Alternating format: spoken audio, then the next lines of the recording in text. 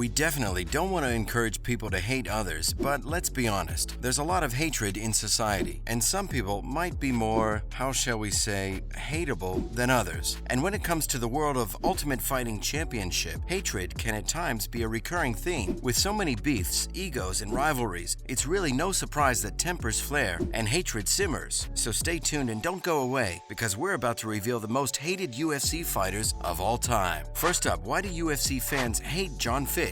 Let's find out. Let's start with UFC fighter John Fitch. To be clear, Fitch isn't hated because of some sort of character flaw. In fact, he's actually a really nice guy. Fitch had a lengthy career that was mixed with both low and high points, which is pretty well typical for most UFC fighters, even the biggest names in the biz. One of the most noteworthy moments of Fitch's career happened when he went on an 8-fight win streak, shortly after signing with UFC back in 2005. Fitch even went toe-to-toe against one of the greatest UFC fighters of all time, George St. Pierre, and lost a decision for the welterweight title. After losing to GSP, Fitch trained hard, bounced back, and went on a 5-fight win streak. Because of his unique style, Fitch earned the nickname the grandfather of lay and pray. Many fans have jokingly remarked that Fitch was one of the original dry humpers. Fitch's fights tended to be on the sleepy side and were generally considered by fans to be boring, something that UFC President Dana White doesn't like. White once spoke of Fitch and said, "You hear the same thing from everybody about John Fitch. If I want to fall asleep and I can't sleep tonight, I'll put on a John Fitch fight." Most UFC fans prefer a fighter who's entertaining but loses than one who wins via a boring decision. John Fitch is the perfect example of how winning doesn't necessarily make you popular with UFC fans, and because of his boring style, he got a lot of hate. Next up, why is the biggest legend of British MMA so hated by UFC fans? You're about to find out. British MMA fans generally love Michael Bisping, but with American fans, he's not very popular and is downright hated by some. Bisping first came to the attention of the MMA community after appearing on the 3rd season of The Ultimate Fighter. Ever since then, he's been pissing off UFC fans with his outspoken British flair. Bisping talks trash. He's arrogant, gets in his opponent's faces before, during, and after fights, and on more than one occasion, Bisping spat on his opponent's cornerman. Man, that's nasty. When someone puts a mic in front of Bisping's face, they never know what they're gonna get. Bisping often uses some pretty hilarious British insults that most Americans probably never heard before, and it's this combination of Northern English arrogance and a thick British accent that's just too much for Americans, so they literally lose their minds and hate him. As we said though, in the UK, Mike gets a lot of love from his fans. Another hated fighter is legendary UFC brawler Ken Shamrock. Shamrock's always been one of the UFC world's most intense fighters, and back in the day, he was a menace. Shamrock rose to fame in the WWE in the early 90s, and has always had a reputation for being a jerk. Tito Ortiz, who's never hidden the fact that he hates Shamrock, once said that he was appalled when he witnessed Shamrock completely ignore a young fan that desperately wanted his autograph. And that's coming from the Huntington Beach bad boy himself. Up next, speaking of the Huntington Beach bad boy, why is Tito Ortiz one of the most hated UFC fighters? Let's have a look. Many UFC fans and observers consider Ortiz's trash talk as totally vulgar and at times over the top, and he's so arrogant that he can probably give Michael Bisping a run for his money. It's no surprise that Ortiz, like his arch nemesis Shamrock, has been involved in pro wrestling because, let's be honest, the guy's made for it. And it's tough for Ortiz not to be the bad guy in wrestling because in every rivalry, he assumes the role of the heel. The heel is a wrestling industry term for the bad guy. Many feel that Shamrock was more of a heel during their famous 3-fight battle, but when Ortiz fought Chuck Liddell and Forrest Griffin, two of the most cherished fighters in UFC history, it was abundantly clear that Ortiz was the bad guy, as he was relentlessly booed by the crowds. But our next featured fighter is even easier to hate, and we're talking about Colby Covington. Colby easily gets an A+ for douchebaggery. He loves to sport his red "Make America Great Again" hat, is more in love with Donald Trump than Melania, and is constantly bad-mouthing not only his opponents, but the countries they're from. And we're talking about some seriously vulgar stuff that clearly crosses lines. It's not surprising that Colby has openly said that he wants people to hate him and insists that it's his business model. You can't even make this stuff up. Covington once spoke about his upcoming opponent Jorge Masvidal and said, "Jorge Masvidal is a piece of